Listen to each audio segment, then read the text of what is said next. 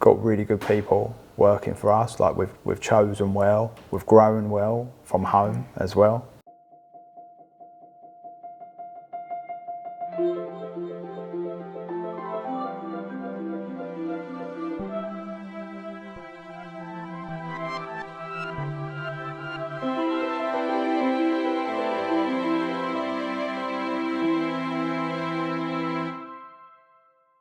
Welcome back to Artfully Crafted. My name is Alienor, and each week I travel to a craftsperson's studio, interview them and show you their work. This week we're headed to Basildon to visit Fine Art Mouldings, a company specialising in plasterwork. I first came across Fine Art Mouldings back when I was working at Sterling Studios. We were all working on the same project, and then later on I chose to collaborate with them on a design project for a private client. So don't forget to hit the subscribe button and let's get into it.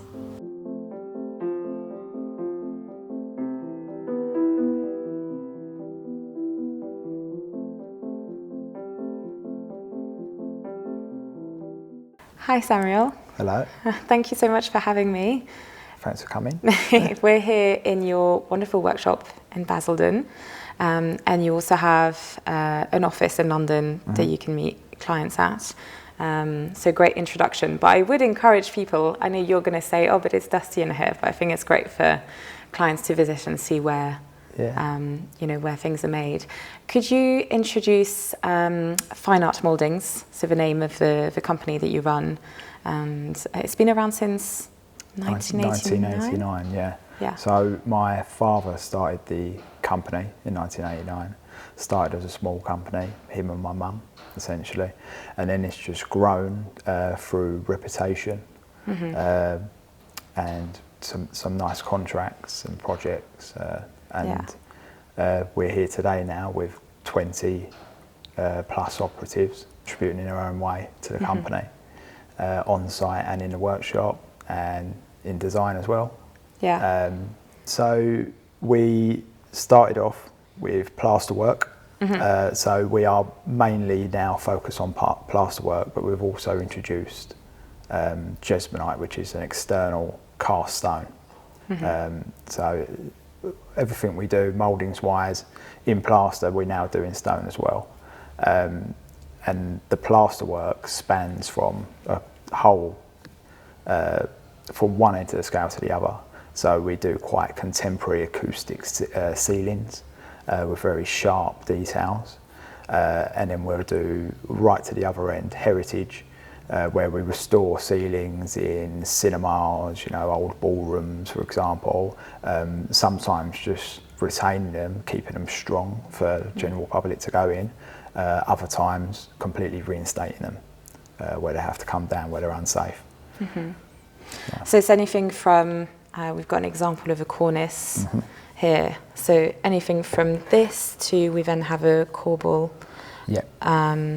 And then it can be sort of like central, sort of decorative scheme. I'm trying to think of like applications for anyone who's sort of new to the concept of like decorative plasterwork. Yeah, so it can be anywhere from here. So this is an old cornice which was taken down from a grade listed building, grade 2 listed actually, and we brought it back and we stripped back the paint by hand, restored it back into this building. This was one of a few cornices there on that project. On the other hand, a project we've been involved with recently, we've done a complete bespoke staircase from scratch, kind of from an idea, general idea, the designers come to us with. Okay, so going in and potentially basically like copying and restoring basically, but also just creating entirely new bespoke artwork in a way, right? Can you explain in terms of like the different materials? So you've said like plaster and jesmonite, but what is this? Can you sort of like explain in what context you use these materials? So these materials are used in almost every plaster mould that we do. So this is, you have a wooden lathe here, which is used for reinforcement. So we will fix through this. So this is wrapped usually in the cornice using this hessian here, which is a natural, it's made from, they call it Hessian or jute scrim, which is from the jute plant which grows on the River Ganges, amongst other places. And that's been used. The materials in fibrous plastering haven't really changed over the last couple hundred of years when it come into our country. There are some new additions now where Hessian isn't used and an alternative can be used, which is called GRG, glass reinforced gypsum, which we have over in the stores here on rolls. And it's just a lighter, stronger alternative, but very much so this hasn't changed, really. So what we'll do is we'll pour the plaster in the mould. You'll use a brush to push in all the air bubbles out of where the enrichments are. The face is... Oh, I see, yeah, because you're working backwards, right? So you've got your silicon mould, and then you're pouring, so the first bit that you're pouring is actually what's going to end up being... It's the most important, it's the bit you see. So it's really important that all these air bubbles are all out. So they'll put in the first layer of plaster, they'll push around with the brush, there's a knack to it. And then after that, then you start building up with these layers of Hessian. And then and that's for the strength, right? That's right, yeah. It bonds and holds it all together, and then you'll brush that in with a second layer of plaster, and that's when you add then your wooden lathes for the fixing points. Everything gets all tucked in after that, and then made a nice neat back. We have a saying that the back is just as important as the front here, because that's for the fixer on site. Oh yeah, because you said about half of your team is here in the workshop and the other half is on site, right? So site work is really quite a lot of the work that you do. Yeah, it is, yeah. But it's really important that you do both. So everyone that comes here and kind of comes through the ranks goes out on site and goes in here, because even if they go out for site and it's not for them, that's fine. They come back in here, but they understand the problems, the challenges, what they're up against when we call these strike-offs on the back here, when they're not flat and they're bumpy, and you're pushed off the ceiling, and the cornice might be pushed down 3 millimeters. But when you're dealing with, air vents that are incorporated within the designs and other features like that, that 3 millimeters is integral, really. Yeah, those millimeters matter. Yeah. Yeah, so it's really important for everyone to have like that sort of bigger picture, so we can understand why it is important that they're being taught a certain way, and not to overlook those details. Exactly. Do you use that specifically for cornices, or would that even be in everything? Everything. It's all the same materials for fibrous plastering in whatever you're making. And can you talk me through what this is? So this is a zinc. So it's essentially a profile of a moulding that we've run off for a job. So you can see the profile here. This is for a wall panel. And I think this was actually reproduced. So what we've done is we went and took a section, we call it. We're going on site, we're cutting to the moulding, draw around it and take it away with us. And then it will match exactly what is there, and we'll go back and we'll repair that as well where we've cut in when we return to fix whatever else is needed. And that is run on the bench as so. Usually panel moulds are about 2 meters long, maybe 2.2, and then they'll pour rubber or whatever's needed over it. I saw one of your team actually running one of these, but they had to go over a few times. How many times do you have to use this over it? It's usually, I would say, it depends on the moulding really, but something really basic, 4 times, 5 times maybe. So you get it near enough there with the first or the second run. And then at the end, you then have a nice fresh plaster, really nice and viscous, and then that finishes it off nicely. So that's why you need at least 2, but usually 3 or 4 or 5. Can we talk about maybe some of your favourite projects that you've worked on? So I think BAFTAs was a great one. The BAFTA's headquarters on Piccadilly. Yeah. It's won quite a few awards now as well, for everyone involved in it. Nice. Which is nice. They needed to update their venue basically and put all the new tech in there. It was a bit dated. So they went up into the eaves and they pulled down something. They was going to put a projector up there or something, and found out that these roof lights were hidden, and they got closed off in the 1950s, for whatever reason. So before they bought the building. Okay. And they found these roof lights, and the 3 roof lights. Some of it was damaged because I think they found out a bomb did damage the building. Maybe that's why it's closed off. Okay. And also because of that, I don't think the full repairs were done back then. So unfortunately, a lot of humidity was created where they put that new suspended ceiling in. It completely deteriorated the plasterwork. It had to, unfortunately, be completely replaced. So, wow, so it wasn't really any part of it that you could salvage. It had to just like be made new, basically. Some parts we did, but not many, very few. So we restored those whole 3 roof lights. So it's exactly how it was. We had to do a big report before we could even start pulling it apart, basically, piece by piece. Because it was so old, obviously screws didn't exist. So you couldn't just take them out, everything was nails. The roof lights were all done different. So like the western roof light we found out was done in the 1920s through materials used. Yeah. But we had to cut through everything which had nails in. So we had to be really careful of it basically and reverse it, but work out how it was fit and then go backwards from how they fixed it to take it apart bit by bit, layer by layer basically. There was a lot of aspects to it, to be honest. So trying to be like very diligent in approach, basically. Yeah, and working out how they done it. That was the interesting part. Going over someone's work and just seeing how they done it back then, you know. Yeah.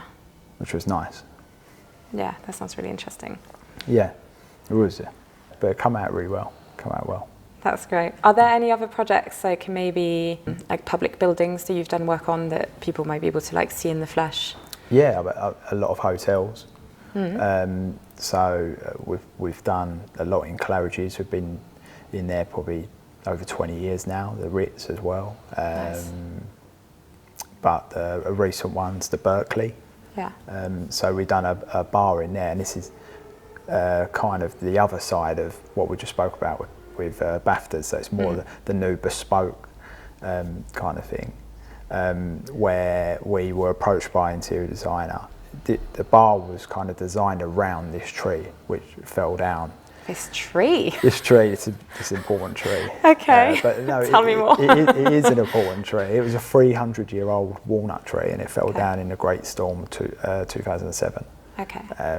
In Fulbeck Hall in Grantham. Okay. So one of the oldest trees in England. And all the furniture in this bar was made out of this tree.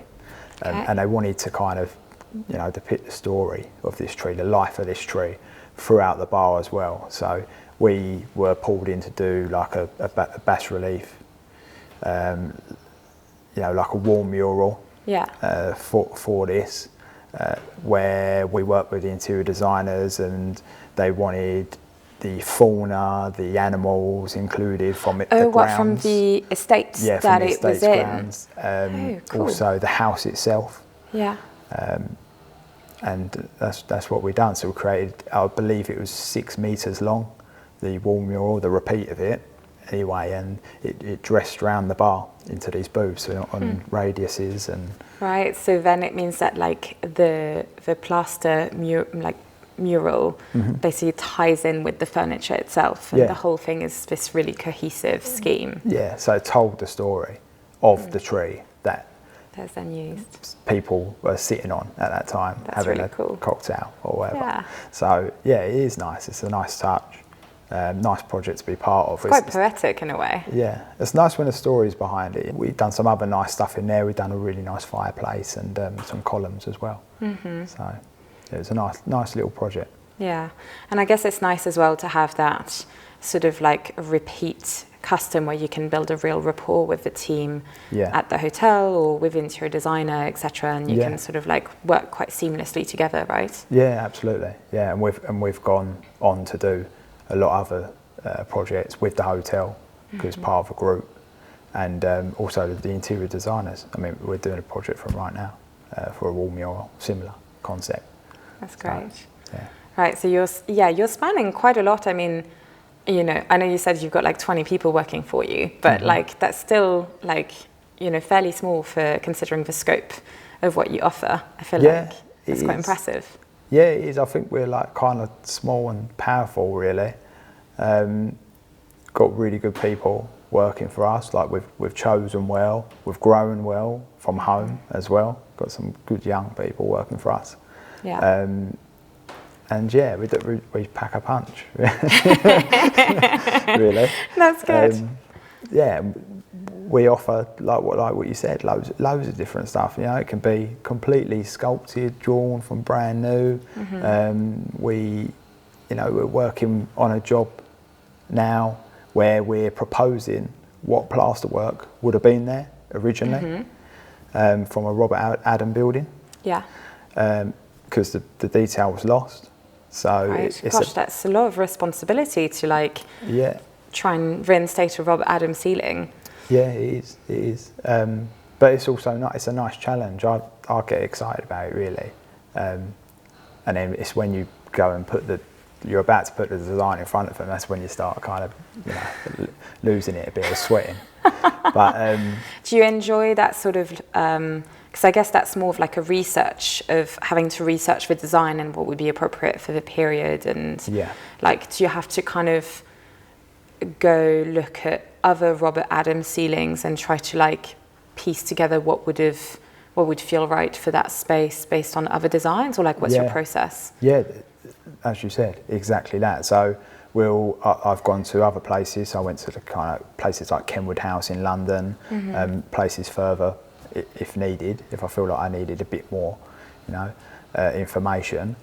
Also, you look at that property. So you look at what's near it, what's next door to it, for example, or on the same street. You kind of see if there's a reoccurring pattern there, because in London, when they built, London particularly, and well, a lot of places, when they built houses, they kind of put them into blocks. So those 10 houses or those 5 houses in a row would have the same features sometimes. So it's worth looking at that as well. Yeah. Got to be careful of that, because obviously people, you know, butcher properties over the years. And also, I guess, like at different periods, there was like maybe sometimes like the facade was designed the same, but then the inside was like done by someone else who then would put their own stamp on it. It must be. So when we actually done the research into this, everyone was going, it's a Robert Adam property. Well, it was a Robert Adam originally, as you said. So he designed all the outside, designed the house. The inside was actually completed by someone else. Right. So the project was taken over by someone else, Joseph Rose, who was famous in plasterwork, like what we do. Yeah. So then the project kind of took a turn, and everything was Joseph Rose and his work in Google and wherever I could find him.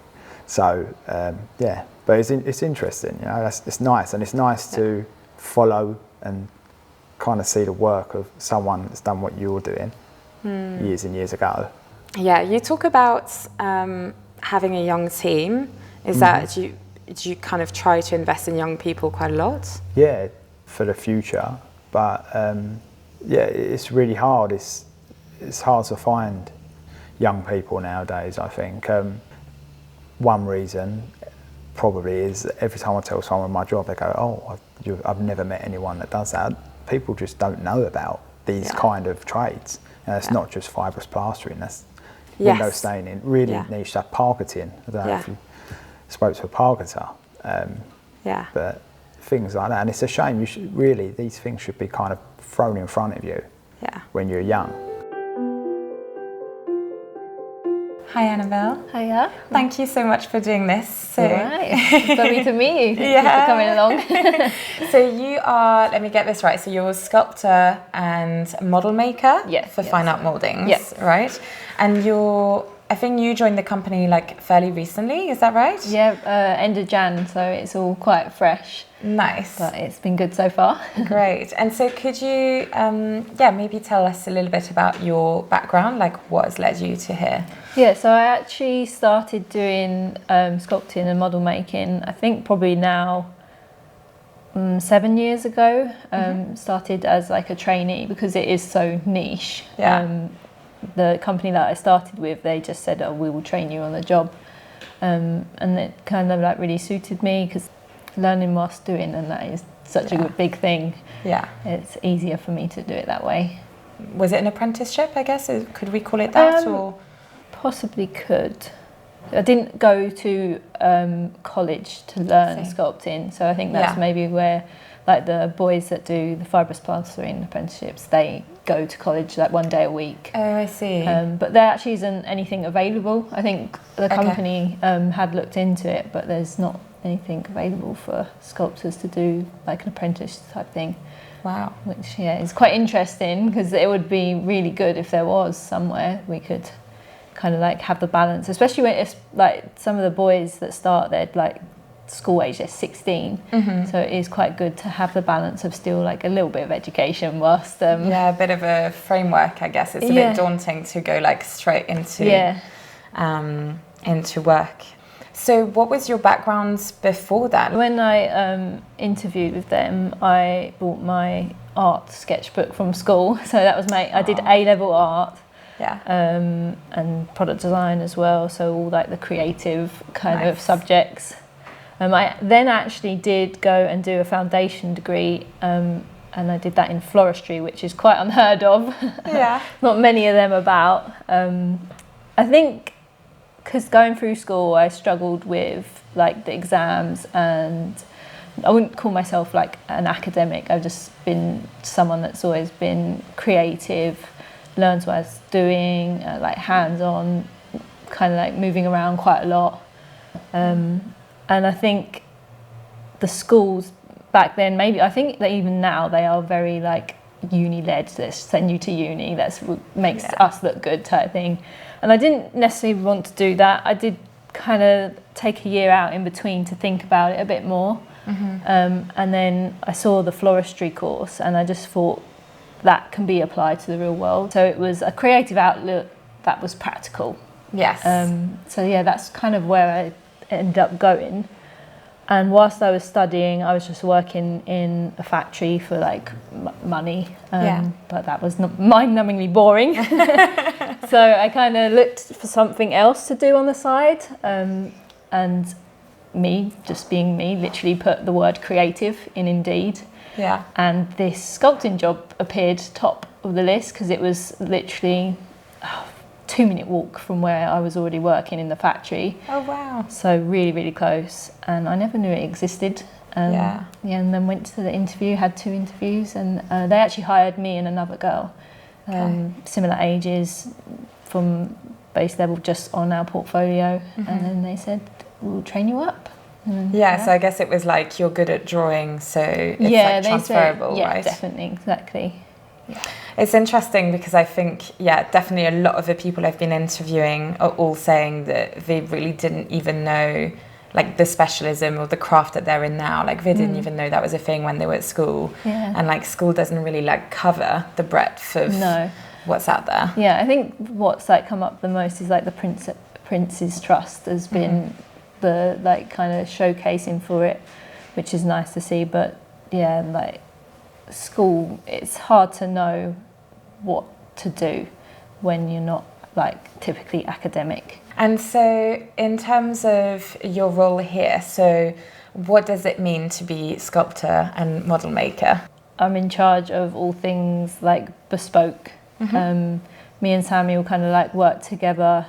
He will give me a drawing or like reference photos, and I will sculpt them.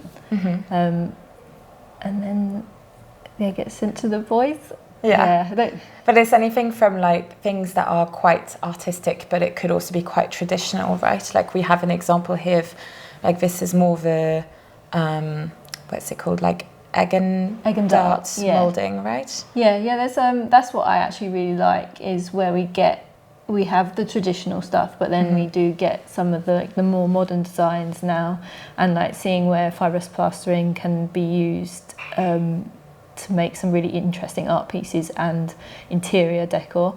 Yeah, because you actually mentioned to me you feel like you're quite a restless person, right? And you really like the fact that you're sort of in here, you've got your standing desk, and then you're sort of in and out of a workshop as well, right? Yeah, that definitely helps. I think it's, for me, I like the little like dopamine hit that you get once you've completed a task, and that's something that I've probably just like had to adjust because of the nature of the work. Sometimes I am working on one piece for like weeks and weeks, so I've got like little ways to try and keep myself concentrated. Like I do listen to the radio and have audio books, and that really helps. But yeah, my favourite days are when there's like multiple things to kind of like tackle.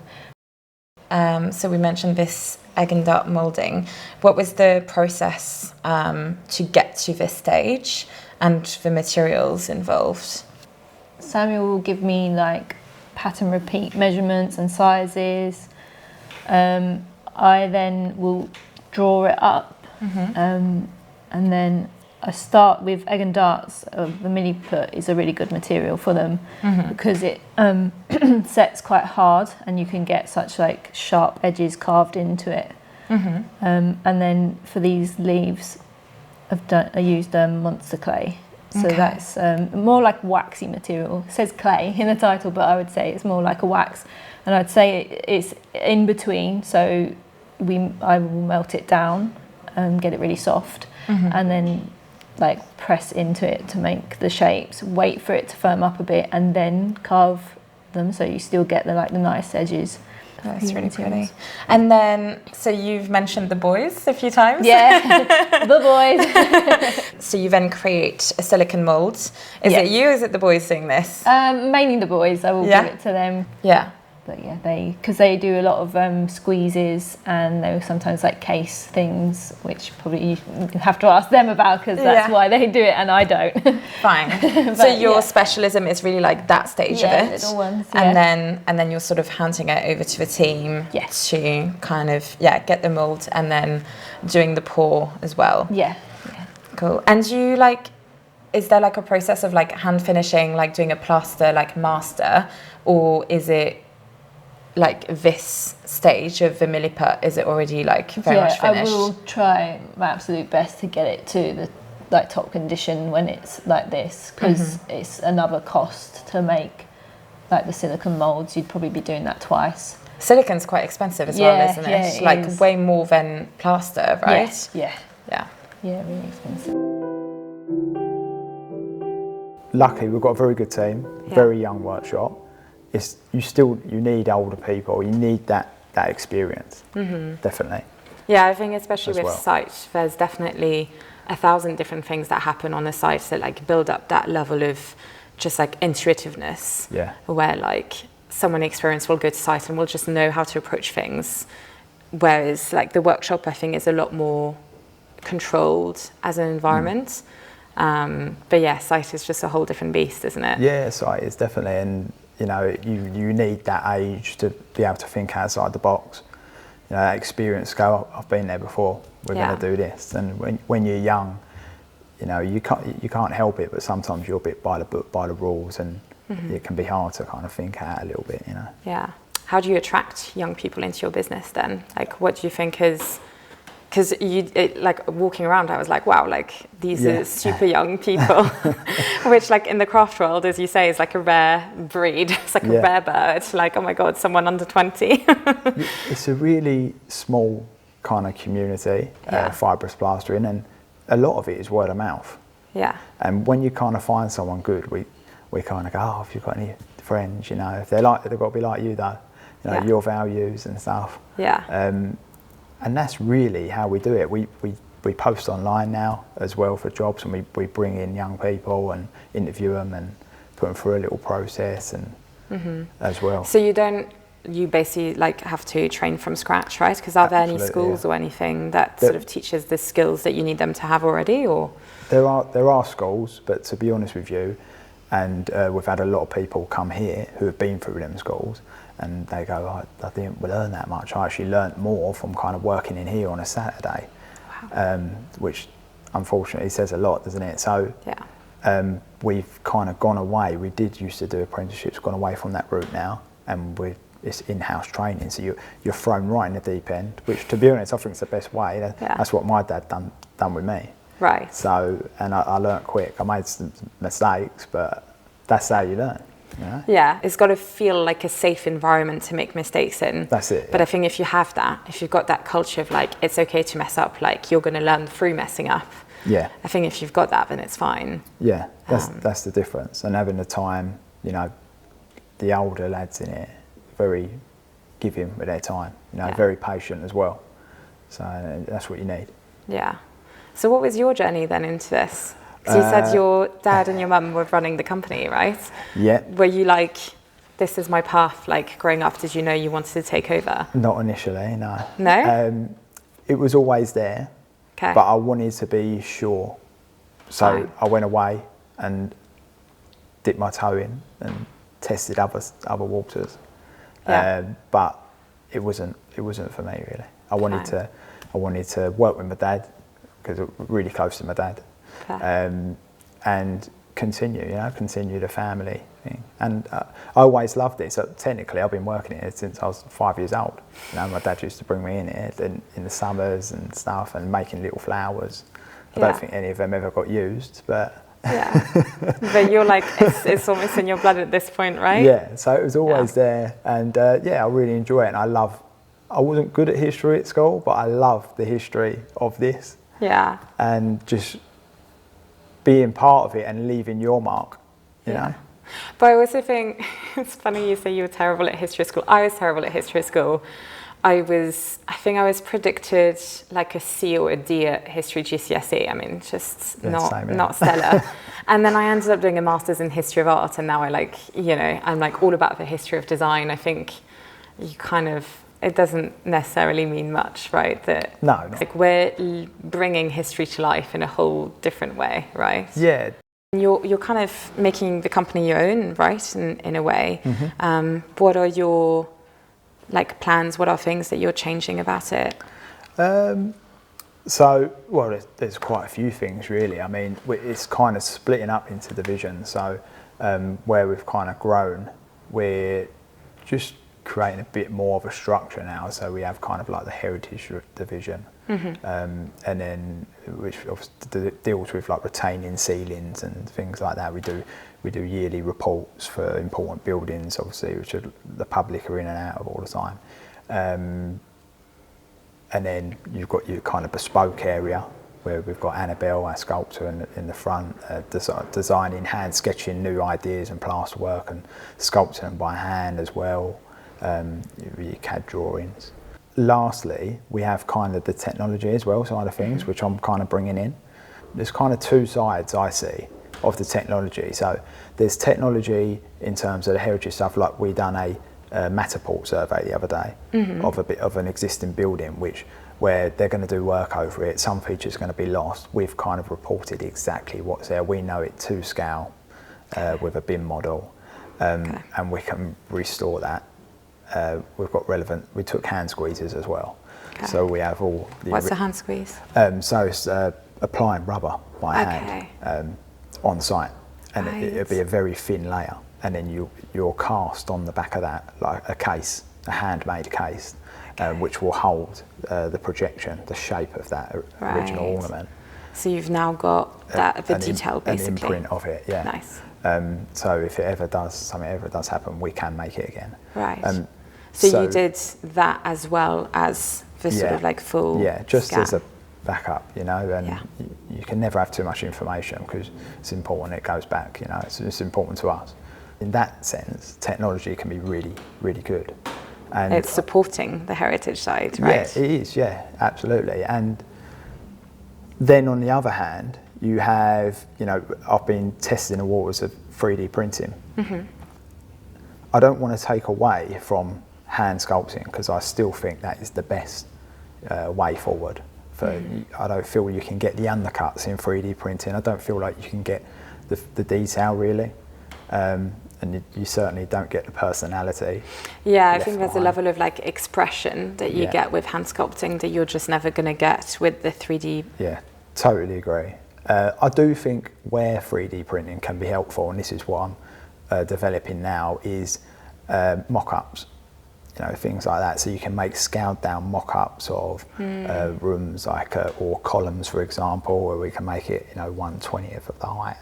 Yeah. And it allows the designer, the architect, to see it in one. He knows the detail's going to be better than that. Yes. But it gives them a sense of the volume absolutely, yeah. And you can, it can even go to the extent of making a room, and you can see. Or are the columns the right size for that room, for example? And so you're just making a little maquette to kind of communicate. Yeah, it's just to give the customer, the client, just a better experience, a better understanding of the design before they sign it off. Some enrichments which aren't as detailed, I do agree, you can print them up, maybe like a Greek key, for example, or a simple flower. Yeah. And we make these. We've got a collection upstairs in the archives. We have various different flowers, rosettes, and we will be 3D scanning these. You'll have a file for each of them, and they can be scaled up and reprinted there. So it's it helps it's kind of like a mid-range thing as well. It cuts the cost of sculpting. I'm not saying we're completely eliminating it, because we're not at all. Yeah, but it means that the sculpting, instead of like literally it being a job of like, oh, we want this but scaled up to this, and the person is literally just copying it to a larger scale. Instead, it means that the person can be focusing on, well, in this case, Annabelle, she can be focusing on like the more artistic, sort of like creating new things. And then that sort of like copying at different scales can be done by a machine, right? Yeah, exactly, yeah. Are there plans for you to sort of like innovate within your practice and the way you approach things? Yeah, I think we've both spoken about it, and I'd really like to kind of like add another branch to my tree, and I think we've got to kind of embrace it as well, because of like how the world is going with all the computers and AI. 3D printing and CNC. Like CNC, yeah, of course, yeah. I think I'd like to take my sculpting onto the PC, so learn all the softwares, how to do that, and then get some things, not all of it, 3D printed, because like say for the egg and dart, where you have got pattern repeats and you have to be so precise, I can hands up and say a computer's going to do that better than me and quicker. Yes. So I think it's definitely a good idea to take that in, and then like say for this, you could do the egg and dart, make sure that the printing's done a good job, because you probably have to like go over it. But I would still want to hand sculpt like the enrichments on, because I think that's really nice. So like the more like ornate and sort of expressive parts, you would still like model yourself. Yeah. But the sort of structure and the things that have to be like symmetrical or have to be a certain measurements, like that would be. Yeah, because even like ceiling roses, I make say like a quarter or even less. So I have to make sure that eventually, once they get all casted out, that they need to fit together. And then, I mean, sometimes there's shrinkage in the clay, in the silicone, the plaster then swells. So you've got all these like... It's really tricky, these variables. Yeah, but I think, embrace some of the 3D printing and things, because a lot of people, I guess, are frightened that the computers are going to take over the world, but there is the beauty in handcrafted things, and we need to hold on to that as well. But I think there's a right amount, or like a good balance, because you're someone who's been classically trained, and you already sculpt to a really high standard. I think for me, where the difficulty comes in is when I'm seeing people who like can't draw, can't sculpt, and are going straight to like 3D drawing. I feel like that's where maybe like things will happen that maybe aren't to a high standard. Whereas I feel like if you have that like artistic foundation and then you're translating it and you're harnessing technology, I think like that's where it actually becomes really powerful, because you're using it to make things more efficient and more precise, but you're not cutting the skill, right? Yeah, no, that's brilliant what you've mentioned there. I think that's probably what will be the strength, is that I know that I've handcrafted it myself. Yeah. So I know what you have that muscle memory, right, exactly. already of how things should be. Yeah. So that will be quite good. I really hope that comes about and I get to do it. Just finding the time to learn the softwares. Yeah, which takes a long time in itself. Yeah, I will be a complete newbie to it. So I'll have to dedicate some time, I think.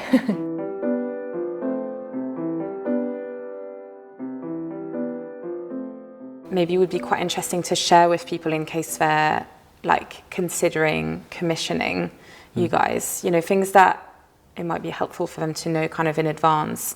I feel like a lot of like the perception of crafts is like people underestimate, for example, like the time it takes to do things. And someone watching this video might think, oh, they've got the molds, like surely like it's really easy and quick for them to make a cornice. Like, is there anything about that that's actually like there's more to it than people realize? Yeah, definitely. In a popular cornice is a modillion block at the moment. It changes all the time, but at the moment modillion seems to be the top one.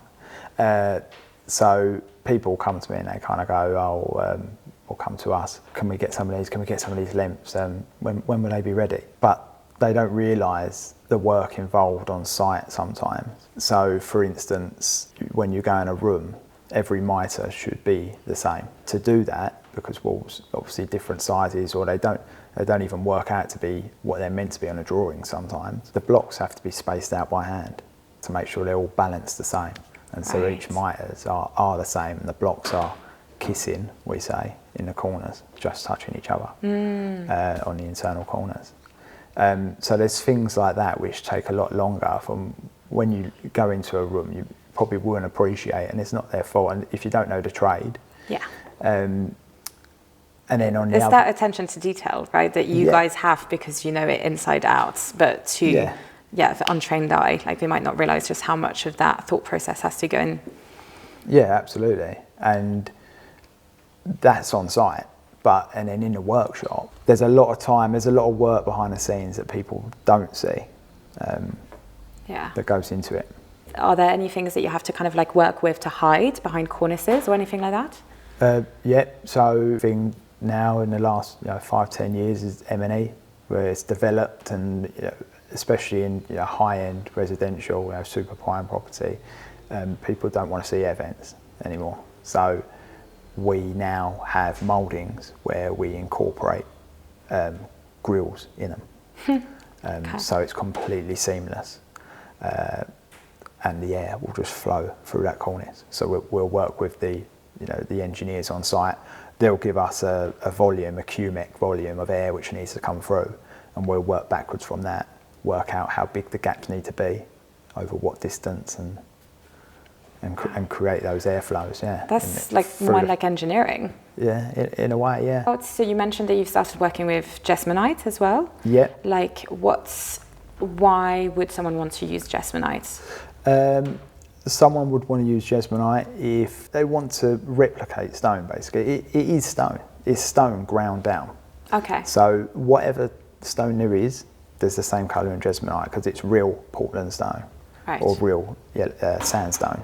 And so on, bath stone, and it's mixed with a resin, which it forms on back of it. It kind of separates like water and oil, like those two layers, but it's only about 5 to 10 mil thick, so it's a lot more lightweight compared to traditional stone.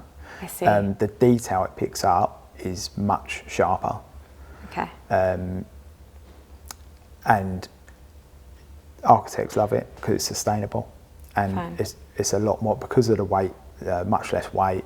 It's a lot more cost effective as well in terms of fixing manually on fitting site. It, I can imagine. Delivering, it all adds up. So so that's a good sort of like outdoors kind of option that you offer. I always ask people like, what is your dream project? But I feel like that's going to be like you've been pretty lucky. It sounds like. Don't really have a dream like a particular building or anything like that. I think really the dream is to kind of just be recognised and appreciated and trusted as a kind of go-to person, you know, historically for mouldings. There's a lot of people out there who I've certainly learnt from, you know, architects, renowned architects. I would really like to work, to be honest, classically a bit more. Yeah.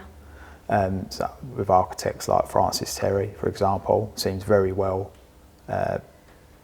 structured. He seems like he knows a very knowledgeable person, and many others as well. So someone who has a really deep understanding of like that classical sort of like lexicon and the right proportions, and who you can sort of like really beautifully collaborate with, basically. Yeah, definitely, yeah, and learn from, because I am still young, and you know, there's a lot to learn out there, and that's the best thing about this job anyway. You're always learning, and my dad says that, and he's 61.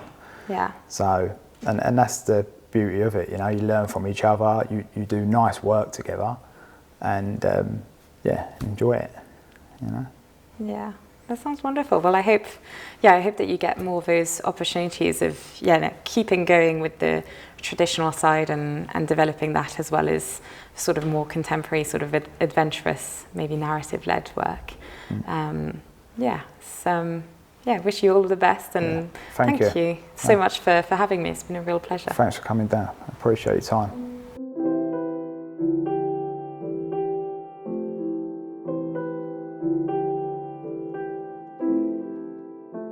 I've linked Fine Art Mouldings below and anything else which was mentioned over the course of the conversation. If you have any questions about plasterwork, please leave them below and we'll do our best to answer them. Thank you for watching. It means a lot, especially as at the moment this channel is entirely self-funded. So please spread the word. Like, share and subscribe. See you next week. To Basildon to interview Samuel Barry, who is the...